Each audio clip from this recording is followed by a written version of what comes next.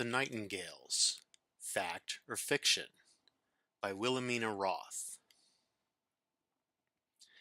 Mention the nightingale to any thief worth his salt, and he'll laugh in your face. He'll tell you that the supposed adventures of the Diedrich Lord Nocturnal are nothing but fictional characters who live nowhere else but within tales designed to scare young footpads into doing what they're told. But are they fictional or simply misunderstood?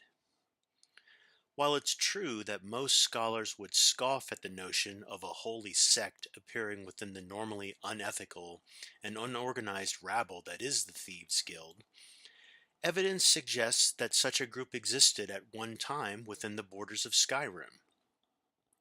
120 years before the publication of this tome, a corpse was discovered wearing a strange suit of armor that was described as forged midnight. The tattered armor bore a crest of some sort, the symbol of a bird embracing a circle of undetailed blackness.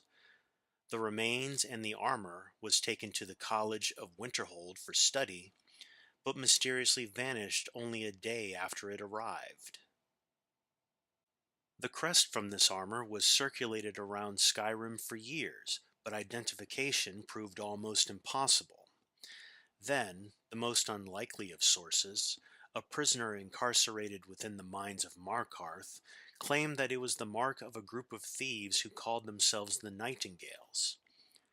When pressed for more information, the prisoner claimed that the Nightingales were warriors of Nocturnal and performed her bidding without question. He claimed his source was someone he knew within the Thieves' Guild of Skyrim, but he refused to identify them by name, so his story was quickly dismissed. The second piece of evidence pointing to the existence of the Nightingales exists to this day just outside of Riften. Discovered at the terminus of a short pathway off of the main road stands a stone of unidentified blackened material. Carved into its face is the same avian symbol previously found on the dark suit of armor. To those that subscribed to the existence of the Nightingales, this was thought to be some sort of a meeting place. To others, this symbol was once again dismissed as a hoax or simply a diversion created by the Thieves' Guild. The final and most controversial sample of evidence is a passage found scrawled on the inside of a cell wall in Whiterun.